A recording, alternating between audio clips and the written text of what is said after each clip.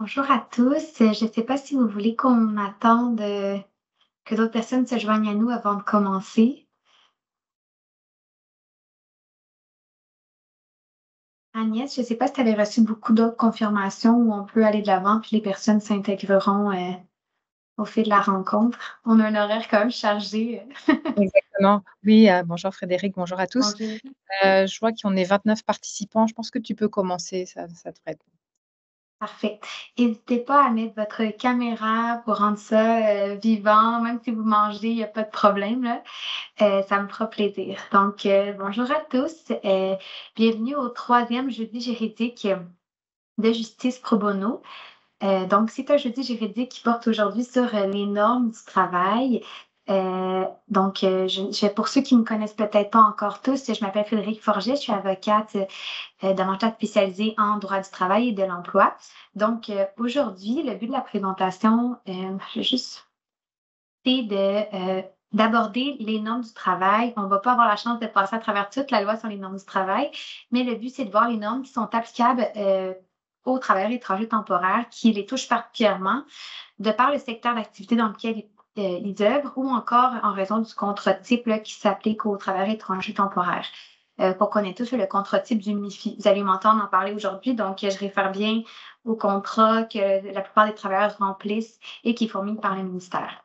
Et dans un deuxième temps, on va analyser certains recours prévus en vertu de la loi sur les normes du travail et de voir comment on peut accompagner les travailleurs en tant qu'organisme dans le cadre de ces recours-là. Donc, pour qu'on travaille vraiment en collaboration pour outiller les travailleurs. Je vous invite à lever votre main, poser vos questions au cours de la rencontre. Comme on va porter sur certains sujets précis, des fois, ça vaut la peine d'intervenir immédiatement pour certaines précisions. Si c'est des questions sur des cas, peut-être plus à attendre à la fin, mais si sur ce qu'on aborde dans la présentation, n'hésitez pas à intervenir. Donc, voilà. Commençons tout de suite. Donc, avant de tomber dans le vif du sujet dans les normes du travail, j'aimerais aborder avec vous en fait le fait que faut toujours avoir en tête lorsqu'on a un travailleur qui vient nous voir que la loi sur les normes du travail est une loi d'ordre public qui établit en fait des normes minimales, des protections minimales pour tous les travailleurs en emploi. Donc, c'est la base. Ceci dit, l'employeur peut établir d'autres précisions ou des conditions plus avantageuses dans le cadre de son contrat de travail. Et ça peut être par le contrat individuel du travail ou la convention collective si les travailleurs sont syndiqués. Donc, parfois, on a des questions qui nous sont posées, puis ça ne nous semble pas juste, euh, mais c'est quand même prévu au contrat de travail. Et si la loi sur les normes du travail ne légifère pas cette portion-là, en fait, il n'y aura pas vraiment de recours. Donc, il faut toujours analyser au cas par cas, mais c'est de savoir que, voilà, et d'analyser toujours les documents qui nous sont parvenus lorsqu'un travailleur nous consulte. Donc, oui, la loi sur les normes du travail, mais également le contrat de travail à chaque question qui nous est posée et la convention collective, le cas échéant, ou la convention collective. Voilà. Et c'est important aussi de mentionner que si une personne vient nous voir et qu'elle est syndiquée, le premier réflexe qu'on devrait avoir, c'est de la référer vers son syndicat qui a le pouvoir de représentation en tout temps.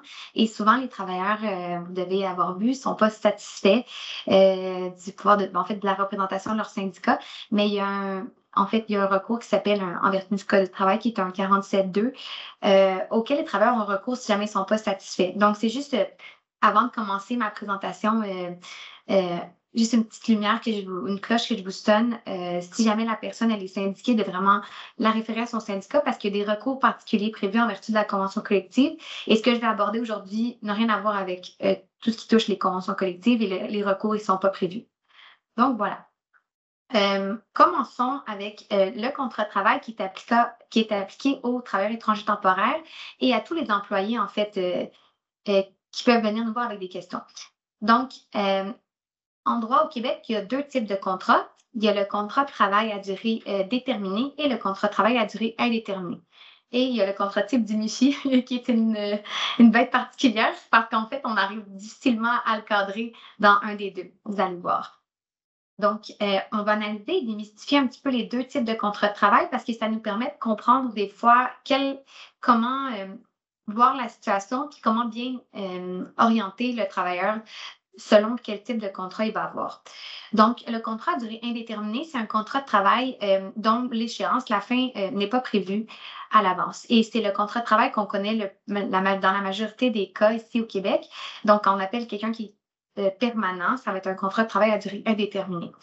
Et donc, si on veut mettre fin au contrat de travail, que ce soit une partie ou l'autre, il faut absolument qu'il y ait un préavis raisonnable avant la fin de l'emploi. Le préavis va dépendre de la durée dans l'emploi de la personne et c'est prévu à la loi sur les normes du travail. Donc, si on veut mettre fin à l'emploi avant, en fait, il y a une protection qu'on va parler ensemble plus tard. Avant 2 ans dans l'emploi, l'employeur ou le travailleur peuvent mettre fin à l'emploi sans qu'il y ait vraiment de recours particulier. Donc, pour quelconque motif, tant que c'est raisonnable, on peut mettre fin à l'emploi moyennant le préavis. Après 2 ans, ben là, il faut un motif qui est plus sérieux pour mettre fin à l'emploi. Quand on est dans un contrat de durée déterminée, le terme, la fin du contrat va être prévu à l'avance. Ça va être soit une date précise ou l'arrivée d'un événement. Ce qui fait que, en fait, les parties doivent honorer le contrat jusqu'à la fin du terme et ne peuvent pas y mettre fin à moins qu'il y ait un motif qui est dit sérieux. Et quand on parle de motif sérieux, on peut penser à une faute grave, un comportement ou une conduite qui est répréhensible, qui va justifier la rupture immédiate du contrat. Donc, il y a une rupture du lien de confiance. Ça peut aussi être une force majeure. S'il n'y a pas de motif sérieux, en fait, puis qu'une des deux parties va mettre fin au contrat à durée déterminée avant l'arrivée du terme, l'autre partie peut avoir un recours devant les tribunaux civils pour obtenir des dommages pour la rupture du contrat. Et ces dommages-là peuvent même aller jusqu'au paiement d'équivalent du salaire. Par exemple, l'employeur met fin au contrat avant la fin du terme. Ça peut être l'obligation de payer l'équivalent du salaire jusqu'au terme du contrat si ce n'est pas respecté. Sous toute personne a une obligation de mitiger ses dommages, qu'on dit en droit. Donc, si le terme est dans 3 ans, ben il y a une expectative qu'une personne se retrouve un emploi, donc ça va être une durée raisonnable qu'un tribunal ordonnerait. Alors voilà. Je dis tout ça, en fait, là, parce que quand une personne vient nous voir, qui a été congédiée ou qui veut quitter l'emploi, ben, c'est important de savoir par quel contrat il est lié pour savoir c'est quoi, en fait, les droits qu'ils ont ou les obligations. Et dans le contexte des travailleurs étrangers temporaires, la question se pose parce que je vous ai mis des clauses du contrat type que vous avez dû voir et elles portent un petit peu à interrogation parce que c'est 2 clauses différentes qu'on retrouve au contrat. La première, on voit, il est écrit durée du contrat et il y a une durée qui est fixe. Donc là, on se dit, ah ben c'est un contrat à durée déterminée. Il y a un terme au contrat, il faut respecter jusqu'à la fin. Par contre, plus tard, on voit qu'il y a un avis de cessation d'emploi qui est prévu au contrat et donc que l'employeur peut mettre fin au contrat moyennant un préavis de 2 semaines, selon le nombre, en fait, moyennant un préavis selon le nombre de temps que la personne est dans l'emploi. Alors là, on dit, ah ben là, s'il y a un préavis, c'est un contrat à durée indéterminée. Et finalement, il n'y a aucun tribunal qui s'est penché sur à savoir si c'est un contrat à durée déterminée ou indéterminée. Donc, ce qu'on conseille, premièrement, c'est de regarder l'intention des parties lorsqu'ils ont signé. Est-ce que l'employeur, lorsqu'il a signé le contrat avec le travailleur, a mentionné, ben, ça va être un contrat à durée déterminée ou ça n'a pas été, sans que ça soit aussi clair que ça, en fait, que c'est quoi l'intention lorsqu'ils ont signé. Et selon la situation du travailleur, on peut toujours, je pense, argumenter aussi que c'est un contrat à durée indéterminée selon si c'est à notre avantage et à durée déterminée si ça ne l'est pas. Comme ça nous paraît pas très clair. Donc, voilà, ça c'est pour vous mettre en contexte avec le type de contrat auquel on est confronté au quotidien. Passons aux normes du travail. Donc, j'ai fait ressortir les normes qui ont soulevé des questions dernièrement avec des travailleurs. Donc, évidemment, ce n'est pas une liste exhaustive des normes du travail. On va les survoler là, ensemble de façon quand même rapide parce qu'il y en a beaucoup. Donc, commençons par le temps de travail qui est travaillé. Évidemment, ce n'est pas seulement le temps qu'on est en train d'exercer notre emploi qui est considéré comme du temps qui est rémunéré, mais ça peut être aussi toute période de formation, de probation, période d'essai qui est demandée par l'employeur.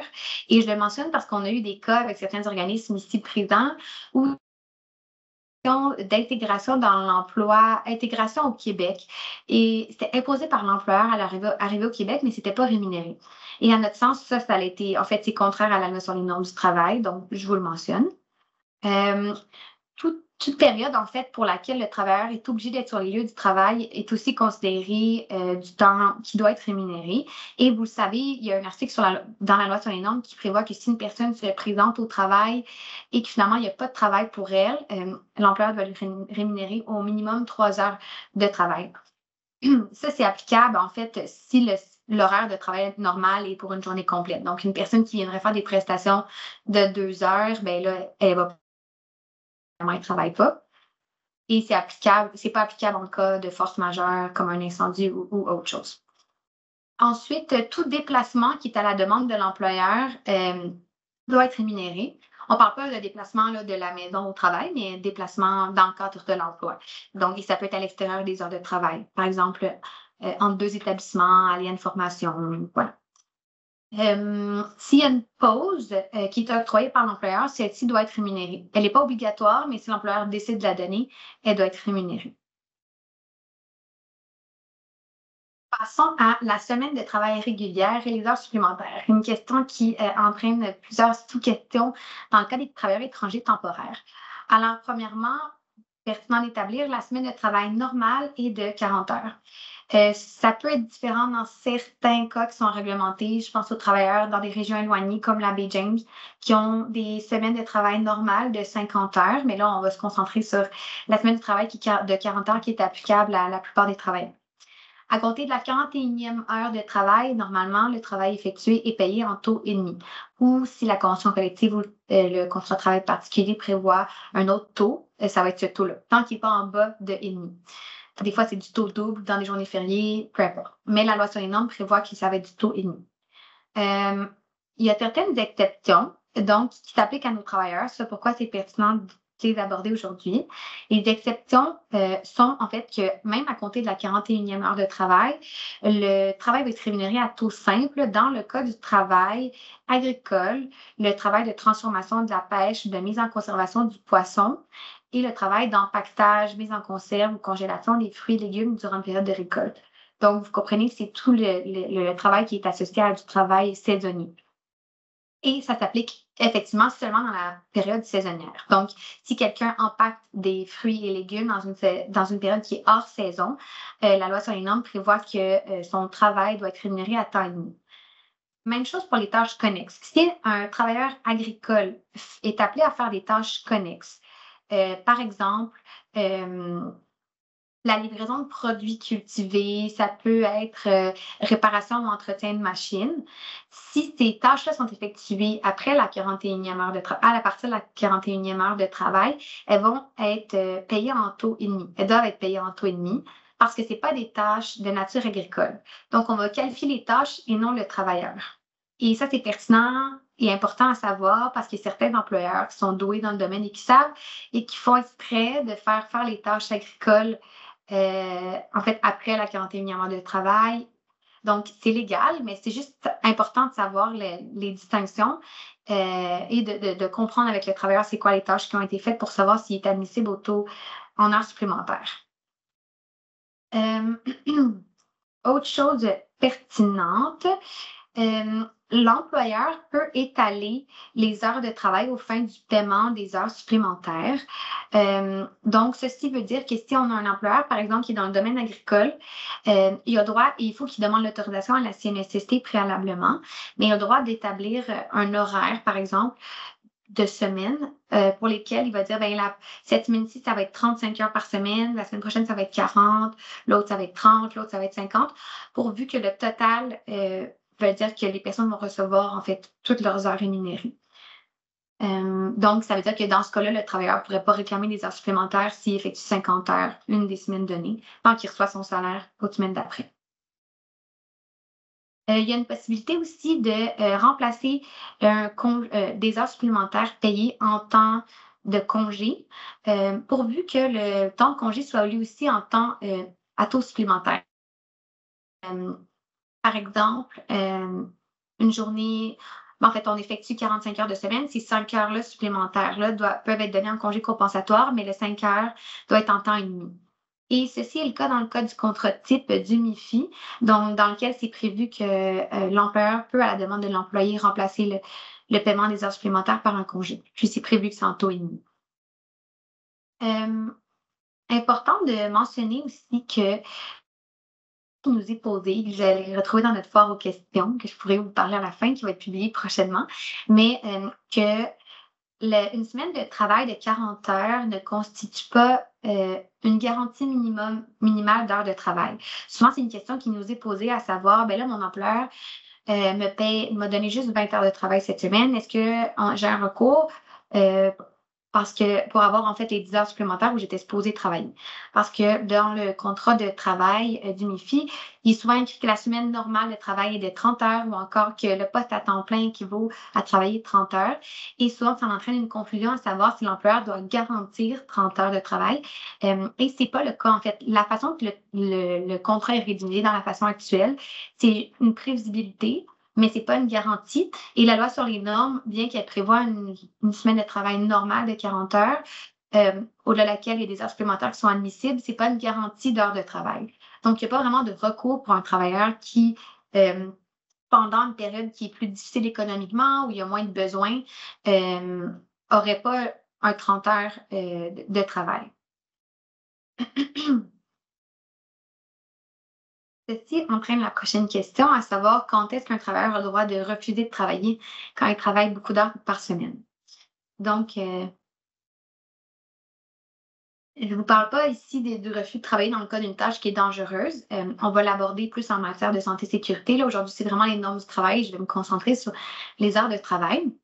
Mais considérant que la semaine de travail est de 40 heures, à partir de 50 heures, le travailleur, la travailleuse peut refuser de fournir une prestation de travail de par le nombre d'heures dans la semaine qu'il a déjà effectué. Ensuite, une personne peut refuser aussi si c'est plus de 14 heures dans une même journée. Et si l'horaire est variable ou continu, ben, ce chiffre-là va être à 12 heures. Ensuite, une personne peut refuser aussi si c'est 2 heures au-delà de ses heures de travail quotidiennes ou habituelles. Et il n'a pas été avisé 5 jours à l'avance. Et il y a une certaine exception pour ce 5 jours-là, en fait, dans le cas du travailleur agricole, malheureusement, il ne peut pas refuser. Et dans le cas d'un travailleur qui, de par sa fonction ou son poste en question, ça l'exige que la personne soit en disponibilité, il ne va pas non plus pouvoir refuser le préavis sans préavis de 5 jours. On pense par exemple à quelqu'un qui serait sous appel ou que la nature même de son emploi, c'est d'être un peu sous urgence. Alors voilà. Passons au repos hebdomadaire. Et c'est prévu dans le contrat type d'UNIFI. Euh, Tout travailleur a droit à 32 heures de repos de façon consécutive. Et dans le contrat type du MIFI, en fait, les journées de congé hebdomadaires sont prévues, si je ne me trompe pas, à la clause 8. Donc, il nous est souvent posé la question à savoir, ben là, moi, je travaille toutes les fins de semaine alors que mes collègues non. Si malheureusement c'est prévu dans le contrat de travail que les journées de congé pour cette personne-là vont être le lundi, mardi, il n'y a pas vraiment de recours à savoir ben, qu'il n'y a pas de fin de semaine octroyée à cette personne, ben, qui sont données à cette personne-là, parce que son contrat le prévoit et que la loi sur les normes prévoit que c'est 32 heures consécutives, mais ne prévoit pas qu'il y a le droit à une fin de semaine de temps à autre. Euh, Par contre, je mets un bémol à savoir que si le travailleur est toujours la personne qui est traitée de façon distinctive des autres salariés dans l'entreprise, ben là, il y a d'autres questions qui peuvent se poser à savoir s'il y a un traitement discriminatoire. Mais à proprement parler, si c'est seulement sur la notion des fins de semaine, il n'y a pas vraiment de recours dans ce cas-là. Euh, on parle maintenant des jours fériés. Donc, les jours fériés, c'est des jours qui sont non déplacés. C'est des journées qui sont dans le calendrier. Puis, c'est pas exposé là, parce que tout le monde les connaît. Ils sont facilement trouvables dans la loi ou encore bon, sur toutes les plateformes. Ceci dit, alors ces journées-là ne peuvent pas être déplacées. Par contre, l'employeur peut octroyer un congé compensatoire si une personne doit travailler lors d'une journée fériée. Euh, et donc, le congé compensatoire doit être pris dans les 3 semaines qui précèdent ou qui suivent la journée fériée. Et si la personne doit travailler une journée qui est fériée, alors soit l'employeur décide de donner un congé compensatoire pour compenser la journée travaillée, ou il a aussi le droit de donner une indemnité pour journée fériée. Donc, en plus du salaire, le travailleur va recevoir 1/20 du salaire gagné au cours des 4 semaines précédentes au congé. Ensuite, une autre question qui nous revient souvent, c'est à savoir si l'employeur doit payer l'équipement, l'uniforme de travail d'une personne salariée. Euh, alors, la question va différencier, comme toujours, à savoir, pour commencer, s'il y a une étiquette, donc il y a une identification de l'entreprise, à ce moment-là, oui, l'employeur doit le payer. On pense McDo, Tim Hortons, qu'on voit toujours. Là, c'est vraiment un uniforme identifié, l'employeur doit le payer. Par contre, si c'est sans identification, donc des fois, c'est ben, ça peut être juste un pantalon noir obligatoire, mais ça peut être aussi des fois des équipements de sécurité, des sarraux, des gants, ou ça peut être aussi une boîte à outils. Là encore, ça va dépendre à savoir si la personne elle est au salaire minimum ou non. Si la personne elle est payée salaire minimum, ça doit être fourni gratuitement, moindrement que la personne elle est en haut du salaire minimum, qui est rendu à 15 et 75, l'employeur a le droit de le déduire de la paye ou de le faire payer par la personne, tant que la personne demeure, en fait, le salaire n'est pas en deçà du salaire minimum avec la déduction sur chaque paye pour le matériel. Alors, voilà. Passons à une section un peu plus crunchy et qui répond à beaucoup de questions qu'on a, porte sur l'atteinte au lien d'emploi. Donc, on a beaucoup de questions dernièrement avec la récession économique sur des mises à pied, des licenciements, des congédiements, des personnes qui sont rentrées dans l'emploi qui n'ont pas finalement offert de prestations de travail. Donc, on va démystifier en vertu de la loi sur les normes, qu'est-ce qui s'applique. Premièrement, on va aborder dans le cas de justement de des difficultés économiques, aborder la situation et qu'est-ce qui s'applique. Donc, premièrement, pertinent de dire que l'employeur, dans le cadre de son droit de gestion, a le droit de réorganiser ses effectifs et de prendre des décisions qui sont difficiles et parfois entraînent des fins d'emploi ou des mises à pied. Ça fait partie de son droit de gestion tant que c'est exercé de façon raisonnable et de bonne foi. Donc, les motifs de mise à pied d'emploi peuvent être économiques, organisationnels ou techniques. Commençons par la mise à pied. On va démystifier, c'est quoi la mise à pied et le licenciement? La mise à pied, c'est une suspension temporaire du contrat de travail. Donc, le lien d'emploi est maintenu durant la durée de la mise à pied. Et les droits des travailleurs vont dépendre de la durée de la mise à pied. Pour avoir certains droits dans le cadre de la mise à pied, il faut qu'une personne soit à l'emploi depuis un minimum de 3 mois. Donc, 3 mois de service continu chez l'employeur, à défaut de quoi, en fait, il n'y a pas vraiment d'obligation de la part de l'employeur dans le cadre d'une mise à pied. Si la mise à pied est de moins de 6 mois, l'employeur n'a pas non plus d'obligation. Donc, il peut décider de suspendre le contrat de travail et voilà. Si c'est de plus de 6 mois, il a aussi le droit de suspendre le contrat de travail, mais il doit au moins donner un préavis au travailleur et la durée du préavis va dépendre de ça fait combien de temps que la personne est dans l'emploi. Et pas une compensation monétaire, c'est plus un avis avant que la mise à pied se passe, où on va dire, par exemple, 2 semaines avant, votre emploi va être suspendu durant de telle à telle durée et ça permet à la personne de un petit peu de délai pour se retourner et se trouver un autre emploi pendant ce contexte-là. S'il n'y a pas d'avis qui a été donné par l'employeur alors qu'on est dans le contexte où une personne avait droit à l'avis, donc par exemple, elle avait ça faisait 3 à 5 ans que la personne était dans l'emploi, elle a droit à un préavis de 2 semaines, et l'employeur ne le respecte pas. À ce moment-là, l'employeur doit verser une indemnité compensatrice, donc l'équivalent du salaire durant la période à laquelle la personne avait droit à un préavis. Donc, par exemple, le vendredi, ne rentrait pas, la personne, ça fait 2 ans qu'elle est dans l'emploi, elle avait droit à 2 semaines de préavis, l'employeur doit verser 2 semaines de salaire. Comme j'ai dit, le lien d'emploi n'est pas rompu durant une mise à pied, ce qui fait que si un employeur met fin à l'emploi durant la mise à pied, l'avis de fin d'emploi est comme nul. Ceci dit, ça arrive quand même souvent. Qu'est-ce qui se passe à ce moment-là? L'employeur doit donner une indemnité compensatrice, donc verser comme un préavis, comme quand on impose une fin d'emploi. Si la mise à pied, elle était initialement pas prévue de 6 mois, mais finalement, elle est de plus de 6 mois, à ce moment-là, l'employeur doit donner l'indemnité aussi. Vous voyez, c'est quand même plusieurs situations, le cas de figure qui se passe. Vous pouvez me poser des questions si jamais ça arrive, mais c'est pour vous donner un portrait général. Passons au licenciement. Le licenciement, c'est comme la mise à pied, mais c'est une fin d'emploi. Donc, ça va être une fin d'emploi pour des motifs économiques. Le licenciement va poser des questions parce que des fois, des personnes vont craindre que ça soit un peu un mode un motif contourné pour mettre fin à un emploi. Donc, il faut vraiment que l'employeur démontre qu'il y a effectivement des difficultés économiques et dans son choix de personnes à mettre fin à l'emploi, en fait, ça doit être des motifs qui sont des critères qui sont objectifs. Donc, oui, l'ancienneté, ça peut être un critère, mais ça peut être aussi ben, le poste occupé selon les besoins dans l'entreprise. Ça peut être aussi le rendement, les compétences ou la polyvalence. Donc, si une personne, oui, elle est moins ancienne, mais occuper 3-4 postes avec un seul salaire, alors que l'autre, finalement, était vraiment spécialisé, puis l'entreprise est en difficulté financière, ça peut qu'ils doivent mettre fin à ça. Donc, c'est des critères qui sont quand même analysés de façon détaillée, là, advenant qu'on se rende devant un tribunal. Les obligations qui s'imposent à l'employeur dans le cas d'un licenciement sont similaires à la mise à pied quant au préavis selon la durée dans l'emploi. Et voilà. Il y a certains, j'aimerais vous apporter une précision.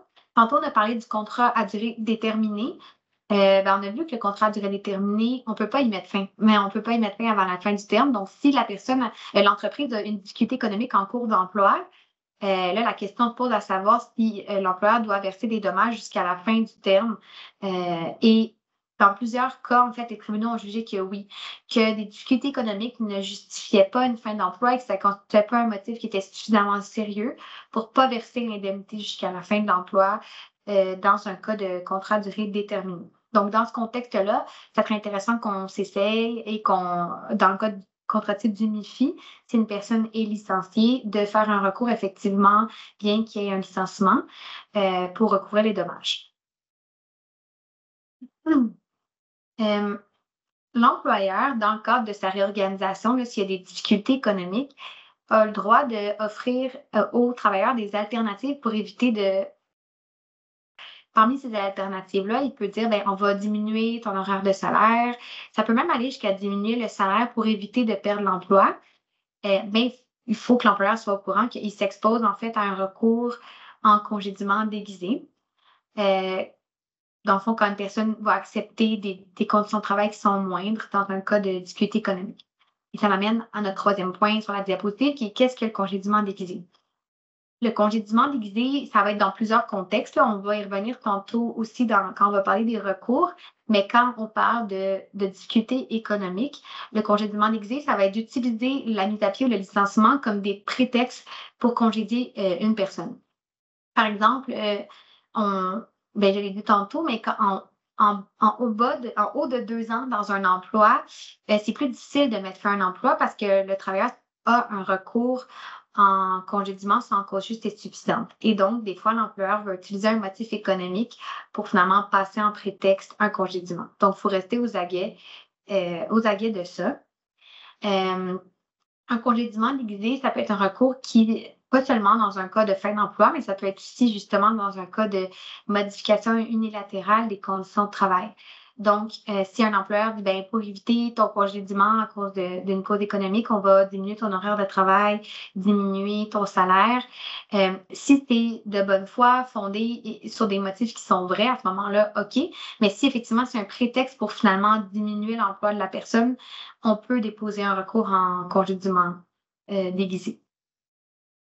Et le critère pour ce recours-là, c'est le même que le congédiement sans cause juste et suffisante qu'on va aborder de façon plus détaillée sous peu, c'est d'avoir 2 ans dans l'emploi, 2 ans de service continu. Alors, voilà.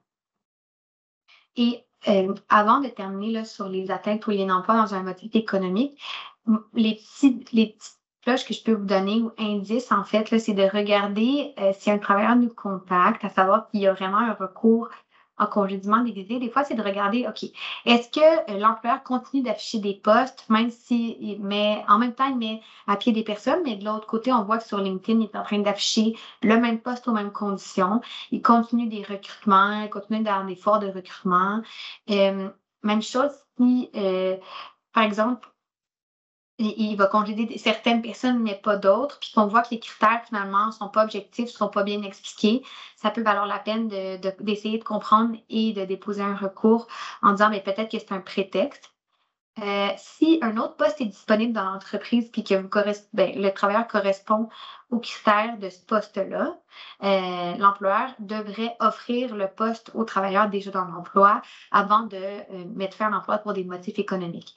Donc, c'est tous des indices qu'il faut se poser comme question. Si une personne vient nous voir en nous disant j'ai été licenciée à cause d'un motif économique, à savoir s'il y avait d'autres alternatives pour l'employeur, si ça constituait un prétexte.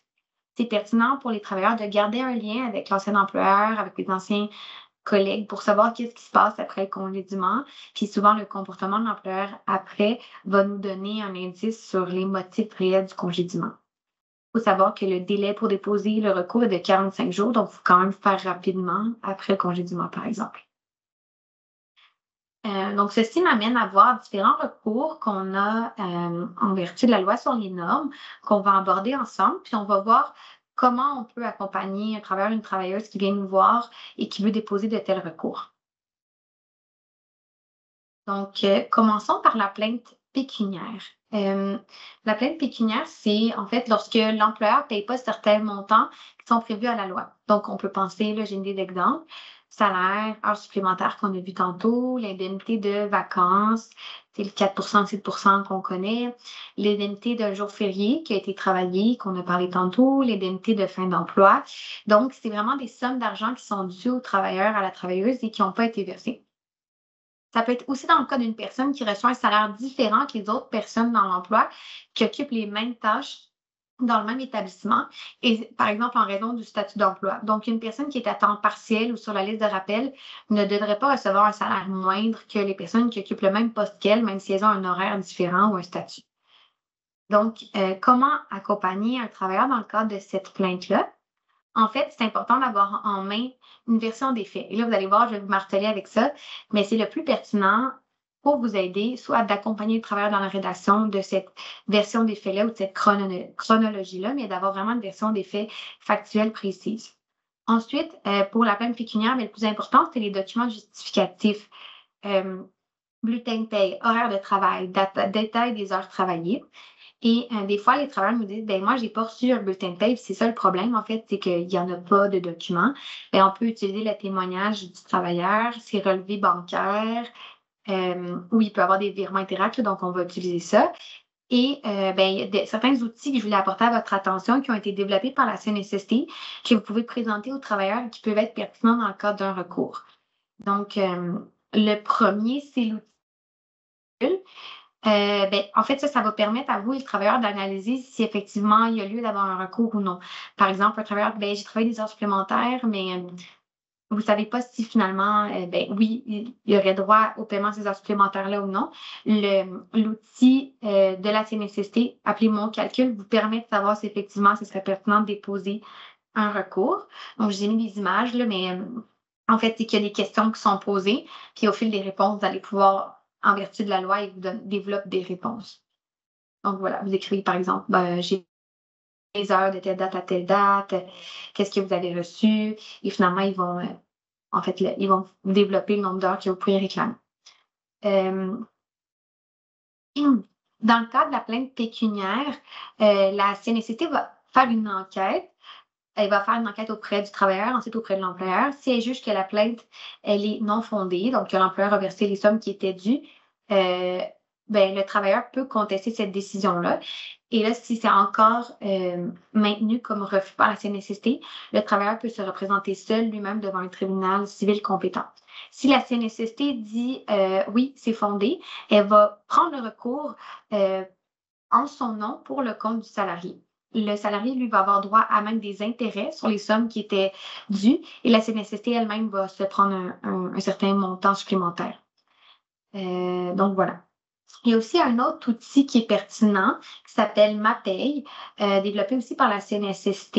C'est une application mobile sur les cellulaires que les travailleurs peuvent télécharger qui est pertinente. Donc, ça permet de noter les heures travaillées pour ne pas en oublier, puis être sûr que les montants qui sont dus, ben, ensuite, le travailleur peut utiliser ça pour comparer sa paye avec ce que lui a enregistré comme heure, visualiser le nombre total d'heures travaillées, conserver les rapports, puis dans le fond, avoir c'est ça, une vue d'ensemble, connaître les jours fériés. Hmm.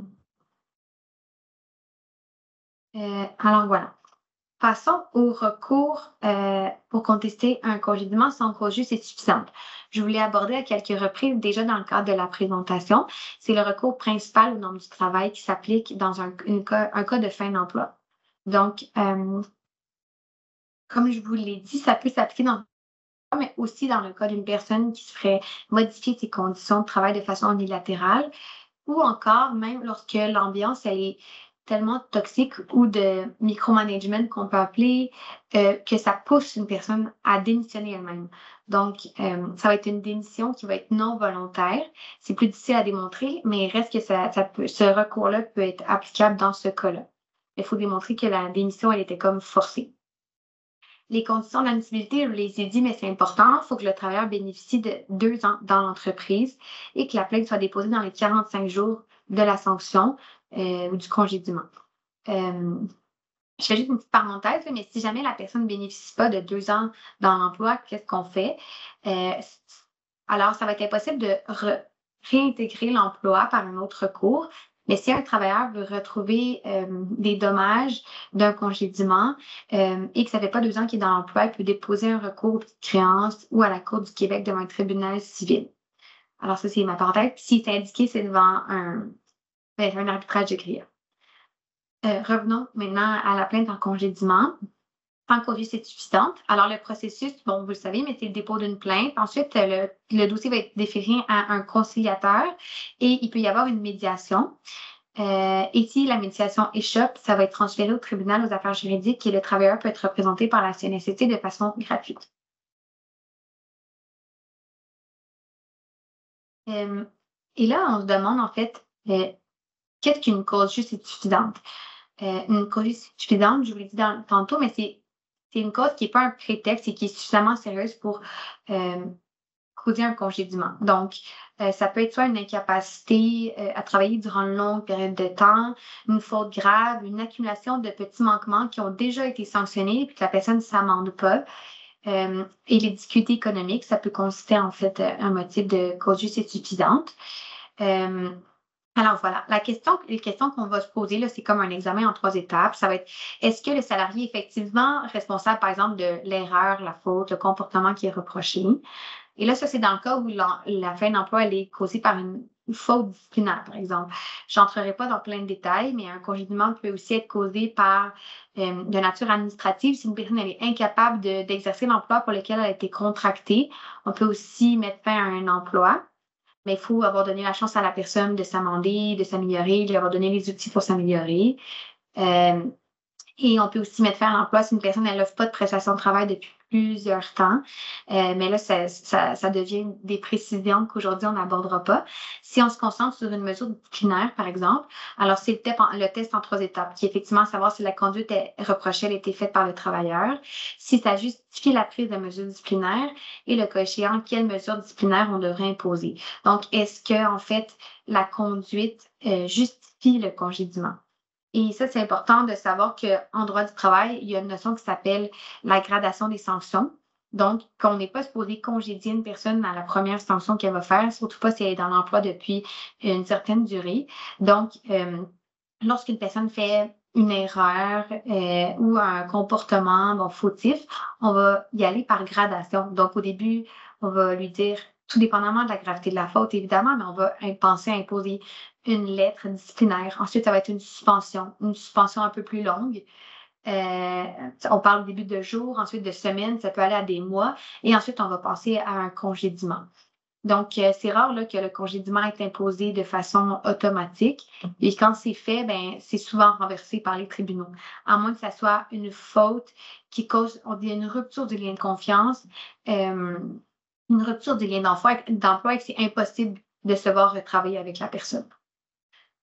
Si on pense aux réparations qui sont possibles, alors on peut penser à la réintégration dans l'emploi. D'abord, si c'est la réintégration dans l'emploi, elle peut être possible s'il n'y a pas de rupture du lien de confiance. Donc, si l'employeur, le travailleur, c'est impossible de retravailler ensemble, ça se peut que la réintégration dans l'emploi soit juste pas possible. Surtout dans le contexte des fois où les travailleurs sont dans une situation bien vulnérable et que ça a vraiment détruit, par exemple, beaucoup de leur vie ici parce qu'en fait, il y avait vraiment des fois, sont dans une situation vraiment précaire, ils peuvent se voir ne pas retravailler. Aussi, des fois, en raison du permis de travail, la personne a dû quitter le pays, mais la réintégration est plus difficile à effectuer. Donc, on va passer des fois à une compensation monétaire. Le juge peut aussi ordonner une indemnité qui peut aller jusqu'au salaire gagné si la personne n'avait pas été congédiée. Et ça, c'est indépendamment de la réintégration et des autres ordonnances qui peuvent être octroyées. Donc, il peut y avoir une réintégration et même une somme d'argent pour la période où la personne a été congédiée. Et le tribunal peut ordonner toute autre décision, en fait, qui peuvent être des dommages moraux pour le stress causé, les dommages. Ça peut être des dommages punitifs lorsque l'employeur s'est conduit d'une façon qui est vraiment reprochable. On pense d'ailleurs aux travailleurs étrangers temporaires qui sont dans une situation vraiment difficile. Ils peuvent être des victimes de discrimination, de racisme, par exemple. Ça serait un cas où je verrais où des dommages punitifs pourraient être octroyés. Des frais de recherche d'emploi peuvent être octroyés, une indemnité pour une perte de couverture d'assurance. Donc, c'est tous des éléments qui peuvent être octroyés par le tribunal. Maintenant, comment accompagner un travailleur qui vient nous voir et qui veut déposer une plainte en congédiement? Encore une fois, la première chose que je conseille, puis je vous dis ça aussi parce que si ça vient à nous, après que vous désirez qu'on collabore ensemble, ben la chronologie des événements, elle est toujours vraiment pertinente. Ça nous permet de nous situer dans le dossier, de comprendre que ce soit clair, précis, puis c'est la première étape. Ensuite, ben, de récolter toute la documentation pertinente, le contrat de travail, bulletin de paie, horaire de travail. Ensuite, tout ce qu'il y a qui peut être, on dit toujours que la preuve écrite, c'est la meilleure preuve. Donc, les travailleurs parlent souvent avec leur employeur ou avec les personnes concernées par WhatsApp, par Messenger. Dites-leur de garder des captures d'écran en tout temps. Ils peuvent garder des messages vocaux qui sont arrivés dans leur boîte vocale et même des enregistrements de conversation. On entend souvent parler de l'enregistrement vocal à l'insu d'une personne. Et on se fait poser la question, est-ce qu'on peut enregistrer quelqu'un à son insu? La réponse est oui, si la personne elle fait partie de la conversation dans laquelle on prend part. Après, ça va être au tribunal de déterminer si c'est acceptable ou non en preuve. Puis, il y a tout un examen de ça, là, mais normalement, c'est une preuve qui est admissible. Alors voilà. Puis, en fait, il y a toute la documentation autre à laquelle vous pouvez penser qui peut être pertinente.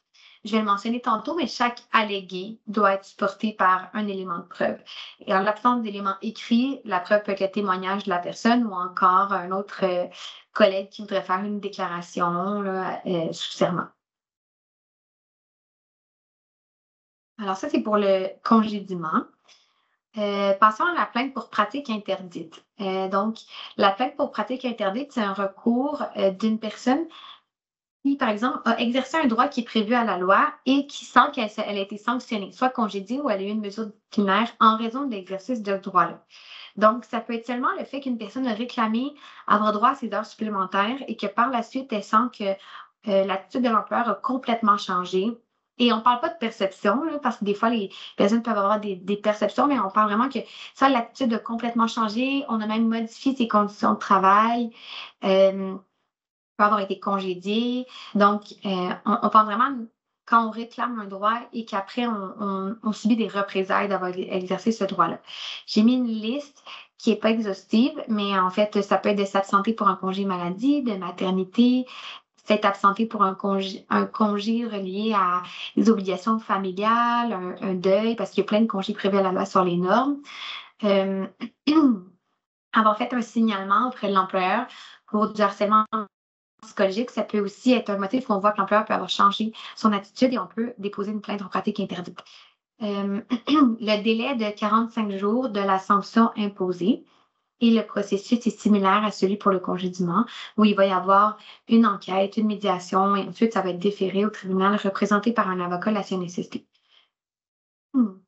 Les conditions d'application, c'est simple en fait.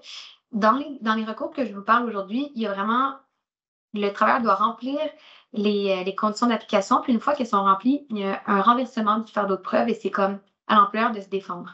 Donc, dans ce cas-ci, le travailleur doit simplement démontrer qu'il a exercé un droit prévu à la loi, c'est oui lequel. Par exemple, j'ai fait une réclamation de salaire et démontrer que suite à l'exercice de ce droit-là, il y a eu une mesure disciplinaire. Donc, démontrer la concomitance entre l'exercice du droit et la mesure imposée. Dans ce cas-là, les réparations possibles sont similaires. Donc, on peut être réintégré dans l'emploi si on a perdu notre emploi. La mesure disciplinaire peut aussi être retirée du dossier disciplinaire de la personne. On peut recevoir une somme d'argent équivalente à, par exemple, si c'était une suspension, à la suspension qui a été imposée de façon injuste. Et donc, comme on a dit tantôt, des dommages moraux, retrouver une assurance collective d'assurance qu'on a été privé. Donc, plusieurs autres décisions, comme j'ai mentionné tantôt, qui peuvent être rendues. Comment accompagner le travailleur dans cette plainte-là? C'est similaire. Donc, la chronologie des faits et avoir une preuve pour démontrer le droit qui a été exercé. Donc, ça peut être un témoignage, un courriel, une lettre, un enregistrement et une preuve pour démontrer la mesure qui a été imposée suite à ça. Et important de la concomitance, de démontrer, par exemple, vendredi, j'ai dit que j'ai demandé le paiement, puis lundi, on m'a dit que je serais transférée d'entreprise pour aller dans une entreprise super lointaine que je voulais pas aller. Donc, voilà. Et dans ce contexte-là, de cette plainte-là, c'est pertinent de savoir que c'est pas nécessaire que le motif, l'exercice du droit soit l'unique motif de la mesure disciplinaire imposée. Je donne un exemple qui est tiré de la jurisprudence, mais par exemple, dans un cas, une personne occupait un poste dans une garderie, puis elle allègue avoir été congédiée pour avoir pris un congé maladie. Et l'employeur invoquait, lui, pour sa part, qu'elle a été congédiée plutôt à cause de son inconduite puis qu'elle ne satisfaisait pas aux exigences de l'emploi. Et ça s'est rendu jusqu'au tribunal et le commissaire a conclu que oui, il y avait un manque de loyauté puis que c'était le motif principal du congédiement, mais que l'absence maladie de la personne avait quand même joué dans la décision de l'employeur, là, à la lumière des faits qui avaient été démontrés. Et donc, que il y avait eu un exercice illégal et que la plainte elle était accueillie. Donc, ça peut être un motif multiple, mais dès que l'exercice du droit constitue un des motifs de la mesure imposée, on peut se voir en fait reconnaître la plainte et obtenir des dommages. Ensuite, un des autres recours, je vous mentionne aujourd'hui pour que vous sachiez que je ne l'ai pas oublié, c'est le recours pour harcèlement psychologique. Je ne l'aborde pas aujourd'hui parce qu'on va faire un jeudi juridique complet sur le harcèlement psychologique pour démystifier ce que c'est, voir les recours. Donc, je le passe, mais sachez qu'il existe. Alors voilà, on arrive bientôt à la fin de notre présentation et je reviens en faisant un retour sur comment accompagner un travailleur ou une travailleuse lors du dépôt d'une plainte, comment et pourquoi. Donc, pourquoi, en fait? Premièrement, c'est pour assurer la crédibilité du dossier, la cohérence des versions. Donc, quand un travailleur va déposer une plainte initialement, c'est la première version qui est retenue et elle va comme rester tout au long du dossier. Donc, c'est important que cette version-là, elle soit solide, qu'elle soit claire, qu'elle soit pas seulement des perceptions pour permettre que cette version-là demeure la même et qu'elle soit cohérente tout au long du dossier, que ça aille devant un juge ou seulement en médiation. Et avec votre aide, ça va vraiment permettre d'avoir une telle cohérence, crédibilité dans le début du dossier. Ensuite, c'est pertinent parce qu'on peut éviter d'avoir un refus d'admissibilité qui est fondé sur des motifs soit de procédure ou d'admissibilité. Par exemple, on a vu certains critères d'admissibilité et ça serait dommage que parce qu'un travailleur est mal outillé, son recours soit refusé. Puis, vous le savez, l'ignorance de la loi ne constitue pas un motif, en fait, soit qu'on ne respecte pas un délai de se voir reconnaître un droit. Donc, un travailleur qui dirait je ne savais pas et malheureusement, il ne va pas se faire reconnaître son droit davantage devant un juge. Donc, c'est pertinent quand il y a des intervenants qui peuvent vraiment l'accompagner. Et en fait, j'ai mis éviter une judiciarisation parce que pour avoir vu souvent, en fait, si un dossier est bien monté dès le début, les chances sont plus grandes que la CNSST l'accepte. Si la CNSST l'accepte, l'employeur peut-être va être moins enclin à contester que si c'était refusé puis que c'est au travailleur de tout assumer les conséquences. Et si la CNSST, justement, en faisant son enquête, décide de l'accepter, l'employeur soit va pas contester ou s'il conteste, en fait, il faut qu'il renverse la décision. Donc, c'est plus difficile. Donc, on gagne à ce que la CNSST soit un peu de notre côté dès le début. Puis en fait, quand c'est bien monté, en médiation, l'employeur peut peut-être être plus enclin aussi à régler le dossier. Et en fait, comment aider le dossier? Le travailleur, on l'a vu au cours de la présentation, là, je vous l'ai répété à plusieurs reprises, mais premièrement, la chronologie des événements à établir avec le travailleur, c'est la première chose pour établir qu'est-ce qui s'est passé, allons-y, puis prendre le temps avec le travailleur. Souvent, il y a une barrière de la langue, c'est pertinent d'avoir recours au CRI si le travailleur s'exprime mieux dans une autre langue, de retourner dans les faits, de voir les dates, de démystifier ce qui s'est passé à chaque événement. Et quand on fait la chronologie claire des événements, y aller date par date. Si le travailleur n'est pas capable de se rappeler de la date, on fouille dans ses messages, on essaie de vraiment reculer avec lui et de prendre le temps. S'il n'est pas capable d'établir une date, à ce moment-là, on va y aller par période au moins. Ben, c'était l'automne, c'était tel mois. C'est pertinent aussi quand on écrit la chronologie d'écrire les mots si le travailleur ou la travailleuse est capable de s'en rappeler, entre guillemets. Donc, je prends l'exemple, hier, j'avais une consultation juridique avec un travailleur, puis les mots qui lui ont été dits étaient d'une intensité, puis étaient vraiment vexatoires. Puis, à ce moment-là, moi, je les mets vraiment en guillemets dans une plainte, dans un recours pour montrer à un commissaire aux personnes qui vont voir la plainte, ben, l'intensité. Parce que des fois, on peut avoir tendance à dire, ben, j'ai été discriminée, j'ai subi du harcèlement, mais c'est comme trop vaste. Puis en fait, ça ne va pas être accepté comme recours. Donc, si on mentionne vraiment précisément les paroles qui ont été dites, ça va permettre d'illustrer ce qui a été, justement, la force avec la violence verbale qui a été dite, et donc, il y a plus de chances que ça soit accepté. Même chose, on va utiliser les mots du travailleur lui-même et non les nôtres. Donc, des fois, on a une tendance, quand on veut aider les travailleurs, les travailleuses, à écrire pour eux pour que ça aille plus vite, puis le mettre dans nos mots, mais des fois, ça n'aide pas nécessairement la personne, parce que quand elle va être contactée par l'enquêteur, ça va aller plus loin dans le dossier, ou si ça va devant un tribunal, puis que la personne, elle est amenée à témoigner, ben là, ça ne sera pas la même chose que sa déclaration initiale si c'est nous qui l'a écrit. Donc, c'est bien de l'accompagner, de l'aider, mais il faut aussi l'autonomiser. Des fois, moi, je leur dis, ben, va écrire chez toi, on va y revenir ensemble, on pose des questions, mais de ne pas tout taper à sa place parce qu'en fait, des fois, ça ne l'aide pas puis ça peut même nuire à sa crédibilité. Voilà. Et c'est important quand on remplit la plainte de regarder les critères.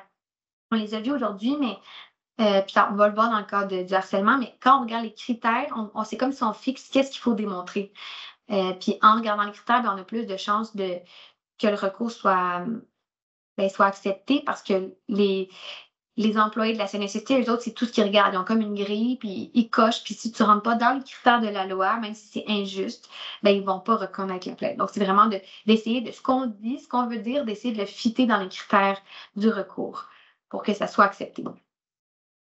Et voilà, puis récolter le plus de preuves de documentation possible. Si un travailleur nous raconte son histoire, ça va être de dire, OK, est-ce que tu as quelque chose où soutient ça? Est-ce que tu as un message texte? Est-ce que tu as quelqu'un qui peut appuyer ou qui a été témoin? Donc, chaque chose que le travailleur va venir ou la travailleuse va venir nous dire, c'est vraiment de l'appuyer par un nouveau document ou une nouvelle preuve.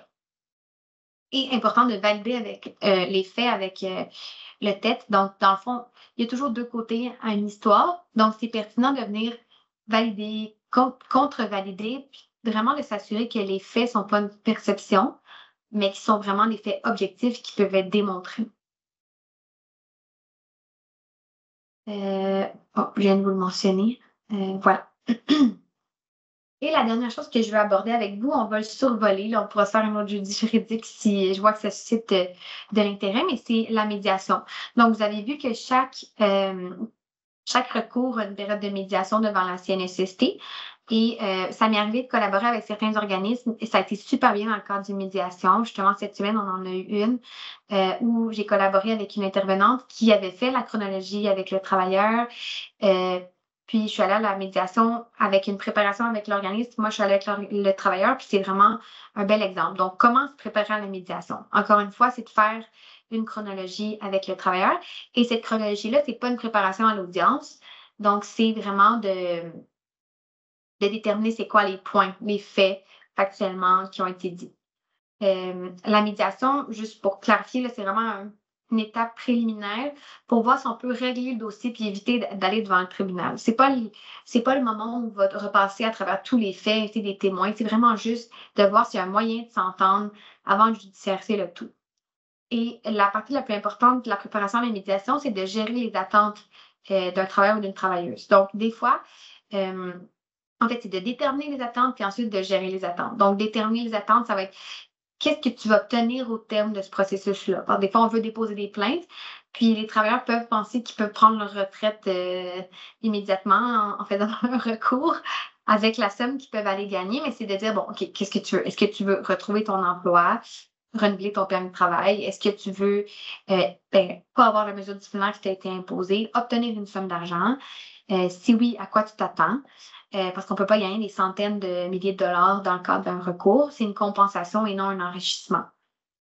Une fois qu'on a déterminé les attentes, c'est ça, c'est de les gérer et de dire des fois, même si tu vas au tribunal et que le tribunal accorde ta plainte, et là, ça, il faut démontrer chaque élément. La TSA n'est pas capable de démontrer chaque élément. Ça se peut que même si le travailleur est fondé, en fait, la plainte ne soit pas accueillie. Mais même si c'est accueilli, est-ce que ce que le tribunal peut ordonner, tu serais content avec ça? Des fois, les travailleurs ne veulent même pas réintégrer l'emploi ou, en fait, ça va être juste une ordonnance de cesser de faire quelque chose. À ce moment-là, le travailleur ne veut même pas ça. Donc, des fois, la médiation peut être utile, mais ce qu'on peut obtenir dans le cadre de la médiation aussi. Et en fait, je termine avec un adage là, qu'on dit souvent en droit qui est le pire des règlements est mieux que la meilleure des décisions, bien souvent. Puis on dit ça parce qu'un jugement, aller devant un tribunal, ça a un coût humain qui est quand même élevé. En termes de délai, c'est très long. En termes de stress, de repasser à travers tous les événements, d'être confronté à certaines personnes qui nous ont imposé des mesures, par exemple, que quand on a fermé la porte, on n'a plus envie de revoir. Alors voilà, des fois, un règlement, ça peut nous permettre d'avoir un sentiment de justice quand même. Puis je dis ça, mais je demeure avec je suis quand même convaincue que c'est important d'avoir des décisions, surtout dans le contexte des travailleurs étrangers temporaires où ça serait pertinent d'avoir des précédents, puis de un peu ben, avoir un historique jurisprudentiel qui reconnaît la vulnérabilité dans laquelle ils se trouvent. Mais des fois, dans certaines situations, un règlement peut vraiment permettre de répondre aux besoins de la personne. Donc voilà, c'est ce qui met fin à la présentation.